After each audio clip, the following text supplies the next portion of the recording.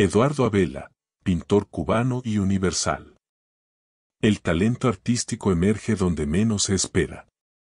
Eduardo Abela, una de las figuras más prominentes de la vanguardia artística cubana del pasado siglo, es un buen ejemplo.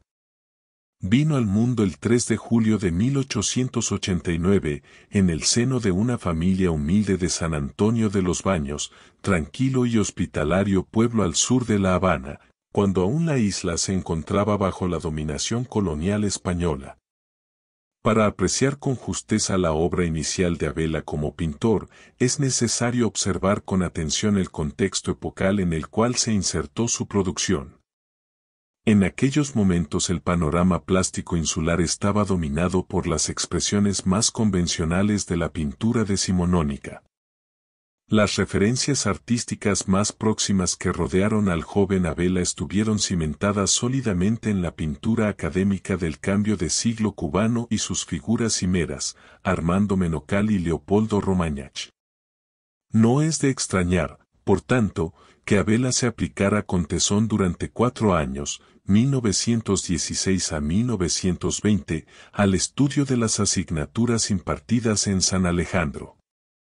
Allí recibió clases de Romagnach, uno de los pintores más prestigiosos de la época y profesor eminente quien, con su sentido democrático de la enseñanza, incidió sobre varias generaciones de artistas.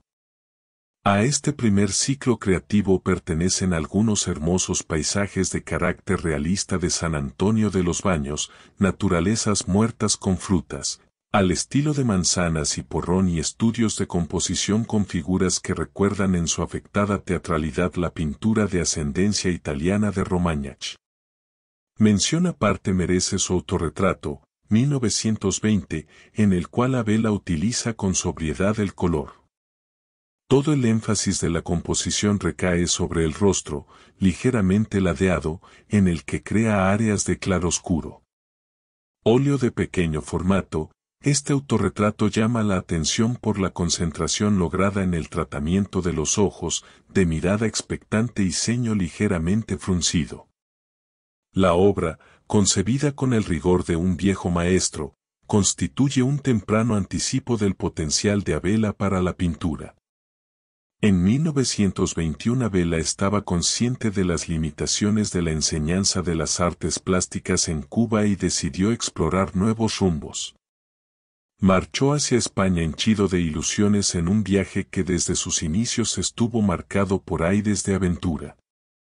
Con 32 años y la esperanza de alcanzar la superación definitiva para su pintura, llegó a la península ibérica pensando en una exposición inspirada en temas cubanos, pero la realidad era otra. En el panorama cultural de aquel momento los gustos de los coleccionistas giraban alrededor de la representación de paisajes y escenas típicas españolas. En este contexto vale la pena mencionar los maravillosos dibujos realizados por Abela en París entre 1927 y 1929. Junto a un grupo de estudios o bocetos con modelos realizados en la Academia Libre de la Grande Chaumiere de carácter convencional, Abela trabajó al mismo tiempo en un conjunto de magníficas tintas y acuarelas con las cuales explora distintas maneras de hacer, aproximándose a la obra de otros grandes artistas franceses como Degas, Toulouse-Lautrec y Cézanne.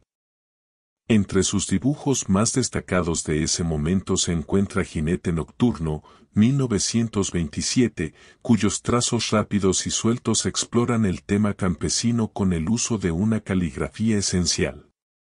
Mención especial merece su desempeño como grabador, algo inusual entre los artistas cubanos de la época. Abela llevó a cabo esta aventura en solitario e intentó encontrar soluciones plásticas a temas abordados de manera aislada y presentes posteriormente en su trascendental ciclo afrocubano. Esas estampas son premonitorias del giro que tomó su pintura poco tiempo después. El principal interés de Abela con estas xilografías fue esencialmente investigativo, o sea, alcanzar una síntesis de la composición como expresión fehaciente de un lenguaje moderno. En el transcurso de 1928 Abela se saturó espiritualmente de la riqueza plástica que existía a su alrededor. Aún no tenía claro el camino que debía seguir su pintura, aunque su interés primordial era abordar asuntos relacionados con la realidad cubana desde una perspectiva moderna. En ese momento desempeñó un papel decisivo el aliento entusiasta de Alejo Carpentier para que abordara motivos vernáculos procedentes de la cultura afrocubana. Debes hacer con tu pintura lo que Caturla y Roldán están haciendo con su música. Afrocubanizándose, ellos se cubanizaron y se modernizaron. Lo afrocubano es, para el cubano de hoy, lo moderno. Abela no se orientó de inmediato en ese sentido, pues su visión de lo cubano estaba más próxima a los temas del campo y sus habitantes.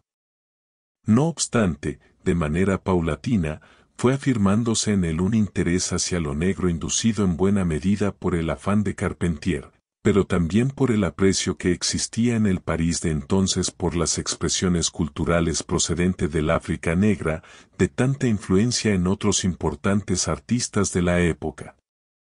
De súbito, en alrededor de 3 meses, Abela realizó un impresionante conjunto de obras en el que despliega un rico imaginario visual cuyo eje central gira alrededor de la extraordinaria riqueza contenida en el acervo cultural de los negros de Cuba. Su mirada penetrante profundizó en la esencia de expresiones populares y tradiciones ignoradas por la pintura académica precedente o, en el mejor de los casos, reducidas a escenas pintorescas o apuntes de un folclore superficial. Repentinamente, Abela logró condensar en su pintura motivos vernáculos que elevó a la categoría de metáforas plásticas con un lenguaje moderno y en las cuales queda recogida el alma de escenas criollas.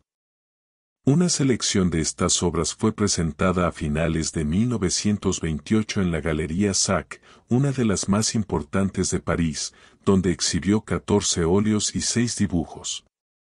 Los cuadros de mayor interés abordan motivos afrocubanos, aunque también el artista se aproximó con discreción a temas inspirados en los campos de Cuba. Un lenguaje expresionista domina en la mayoría de estas obras. De manera inesperada, de la bruma de París surgieron colores intensos, evocadores de la isla antillana que se confirmó en la distancia de su recuerdo. El azul sosegado de vista del Sena fue reemplazado por el intenso celeste del Triunfo de la Rumba, 1928, poseedor de un movimiento seductor provocado por el repiqueteo de los tambores y a cuyo conjuro se anima la escena con las contorsiones de los bailadores. Y es precisamente esta cualidad pictórica, en la que se funden música y danza, uno de los rasgos distintivos de estas obras de Abela. El dibujo ondulado y elegante del artista crea una cadencia sensual que se desliza de una obra a la otra y también está presente en El Gallo Místico, Fiesta en el Batey, Camino de Regla, y El Gavilán, todas realizadas en 1928. La verdadera poesía no existe sin misterio, aseveró Abela en frase célebre. Ciertamente, un espíritu esotérico está presente en la mayoría de estos cuadros. La pintura solar que se aprecia en obras anteriores da paso a la lobreguez de la noche y una atmósfera casi ritual se apropia de la escena. Así, la barca de espectral apariencia que atraviesa la bahía de La Habana en Camino de Regla, con su carga de disipadas mujeres contoneando voluptuosamente sus caderas al ritmo de los bongoes y de las farolas en medio de la penumbra de la noche, envuelven.